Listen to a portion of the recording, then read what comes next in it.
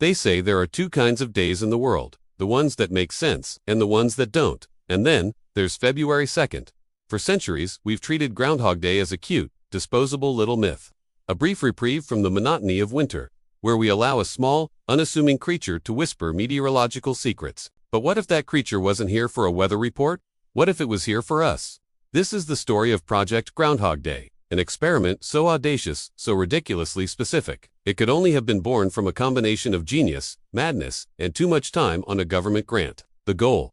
To take a day of harmless folklore and weaponize it. To unleash 100,000 groundhogs, the largest ever known aggregation of marmota monax into a single, manicured suburban landscape. The Fairhaven Golf and Country Club.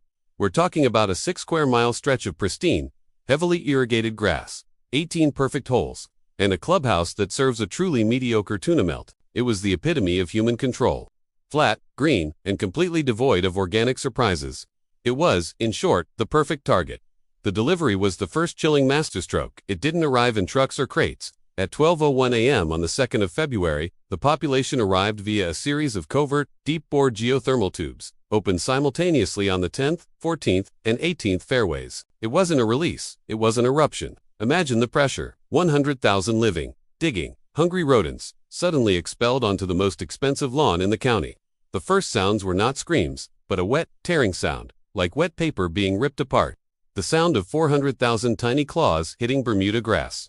By 3 a.m., the temperature had dropped, and the groundhogs were gone. Not vanished. Exactly. They had simply been absorbed by the soil. Every groundhog, as you know, is a natural-born geotechnical engineer. They don't just burrow, they construct subterranean cities.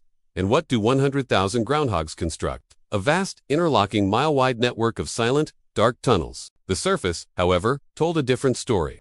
The pristine greens were now a lunar landscape of fresh dirt, craters, and perfectly excavated plugs of sod. The aesthetic damage alone was estimated in the tens of millions. The holes had literally multiplied. But the real suspense didn't lie in the property damage. It lay in the timing. It was Groundhog Day. By sunrise, the media would descend, eager for the seasonal spectacle. They wouldn't find a creature ready to predict the weather. They'd find a ground zero. The residents of Fairhaven, snug in their 3-car garages, awoke to an unnatural silence. No birds, no squirrels. Just an odd, earthy smell wafting in from the golf course.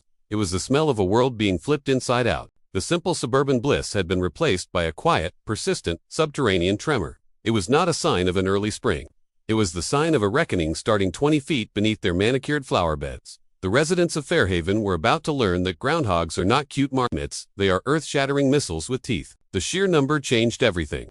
One groundhog is a nuisance. 100,000 groundhogs are a geological event disguised as a wildlife release. By noon, the news crews had arrived, finding the perimeter of the golf course cordoned off by a bizarre mix of bewildered park rangers and extremely stressed security guards. The official explanation was initially a catastrophic subterranean water main failure. A plausible lie, until one local reporter, named Gary, leaned his microphone over the fence. He wasn't recording water rushing, he was recording the silence. You see, the groundhogs weren't just digging burrows for a cozy 6 weeks of hibernation.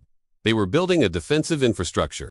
Every sprinkler line, every hidden utility conduit, every subterranean cable all became new tunnels. They had inadvertently created a vast, organic acoustic network, channeling the slightest surface vibration. The first human casualty was less dramatic, and yet, somehow more unsettling. It was the Fairhaven groundskeeper, Mr. Henderson. He stepped off his porch and into his prize-winning rose garden. He didn't fall far, only about 4 feet, but the ground beneath him had simply disappeared. His frantic calls for help were muffled by the dense soil, the panic only compounded by the realization that he was trapped in a small dark space, surrounded by the smell of damp earth and the faint continuous sound of digging coming from every direction. This is where the dark humor kicks in, because of course, this entire subterranean city was built specifically under Fairhaven. It was as if the groundhogs, with their singular, shared, marble-sized brain, had decided to collectively protest the HOA fees. This wasn't a natural disaster, it was ecological satire. The unsettling part was how effective the campaign was. The animals remained unseen. Only the results were visible. Cracks appeared in driveways. Fence posts tilted at impossible angles. And every night, the noise shifted. It moved from a general background scratch to something far more focused, centered around the foundations of the most expensive homes. The entire suburb became a massive game of whack-a-mole, except the moles never showed their faces. They just kept working, patiently, methodically, beneath the thin veneer of civility.